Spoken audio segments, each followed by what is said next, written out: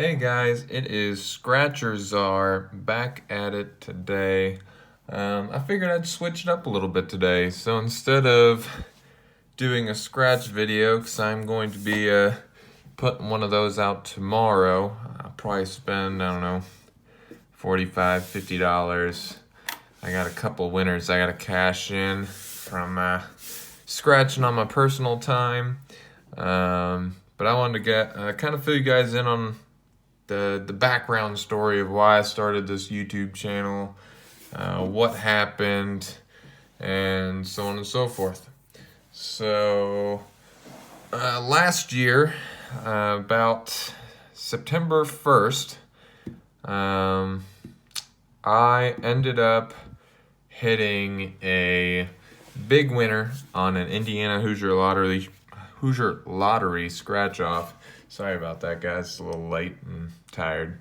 But yeah, hit a huge winner on a $5 ticket here. I know in other states, huge winners can be defined in a different way. But here, for a $5 ticket, most prizes range from like 70,000 to 150,000 here. And I ended up hitting right about dead center of that. I ended up getting this winner right here. I matched the number 40s. When I actually bought this, I was on my way home from work that day.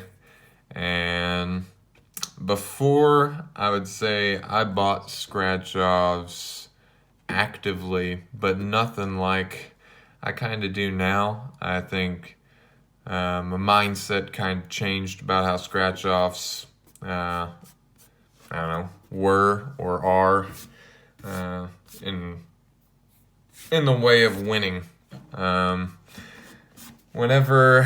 Before I won, I really didn't have very much luck. My biggest winner was $100.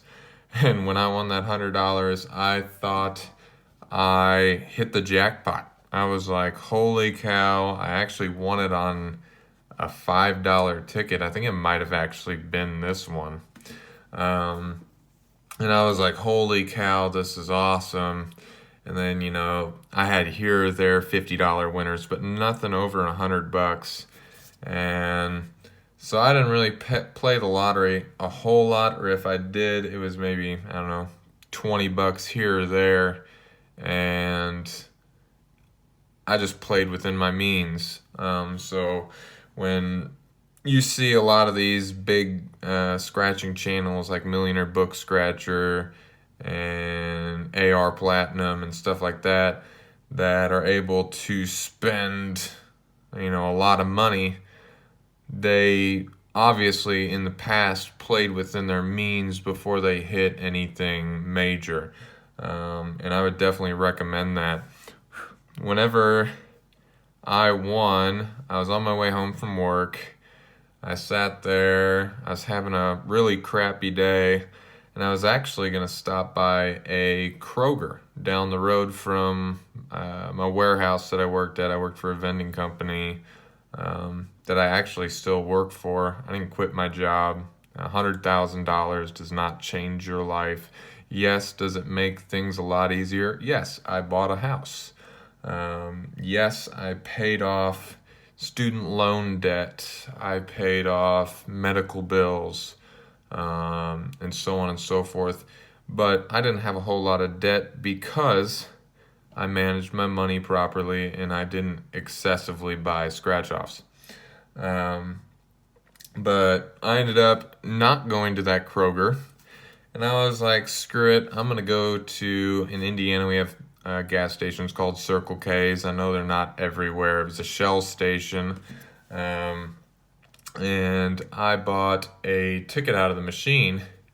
Well, I had bought 2 of these tickets and then a $10,000 a month for life ticket. And I think it was like another $5 ticket. And oddly enough, I scratched the first one of these. I won $10, and then Ended up scratching the 10,000 a month for life and the other $5 one. And I think I won $30 combined out of those three before I even scratched this one. Well, then for this one, I kind of did scratching a little different than I do now. I scratched all the prize amounts first. I didn't want to fool around with seeing, what the big winners were first. I scratched from, the $5 prize, thinking, oh, there's only one of them on this ticket. It's obviously only going to be $5. Well, then I started to, lose hope. When I got to like the $2,000 amounts, it's like, there's no way. There's no way I could hit anything above $2,000.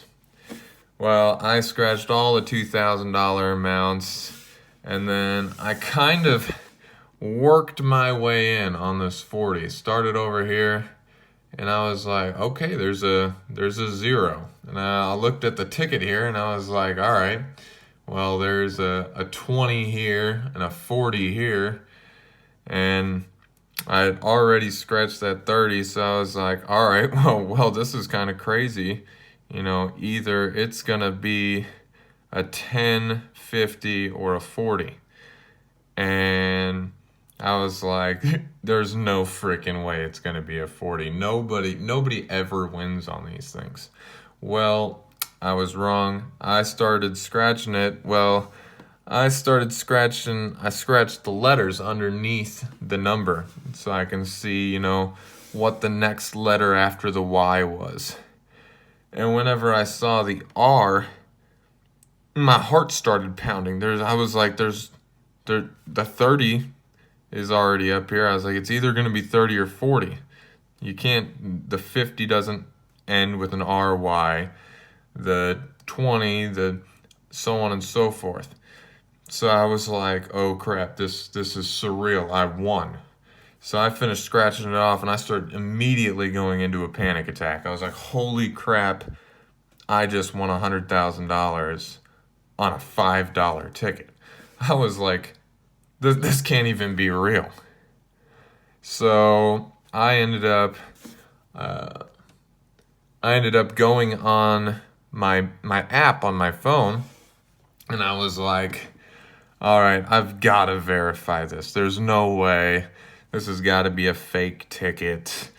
I was like, people like me who play this, daily, or, 3 out of the, 7 days of the week or more. There's no way people like us win these prizes. And surely enough, I ended up scanning the ticket, and this is what popped up.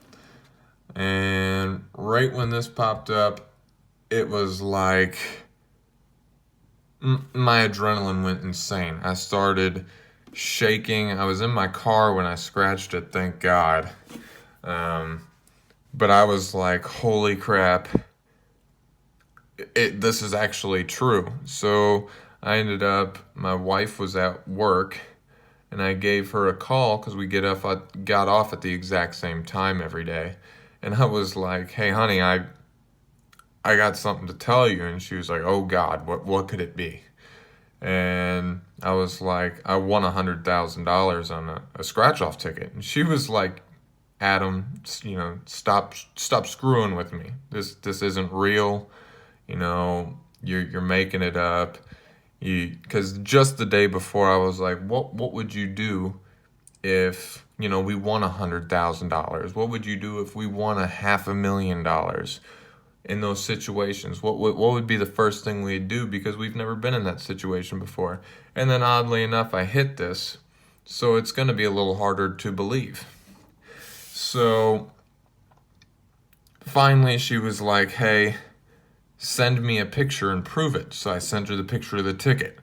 She was like, there's no way. She's like, send me something else. Send me a picture of you scanning it that it actually says you won.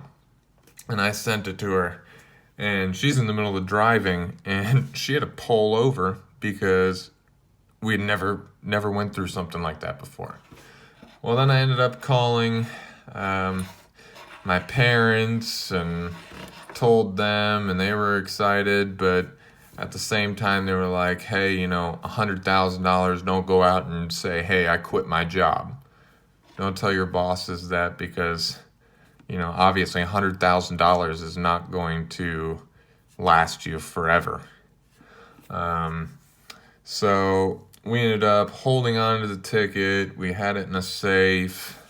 Luckily enough, one of my uncles is a financial advisor. He kind of gave us a heads up. He was like, hey, with that amount of money, you really don't have to seek financial help.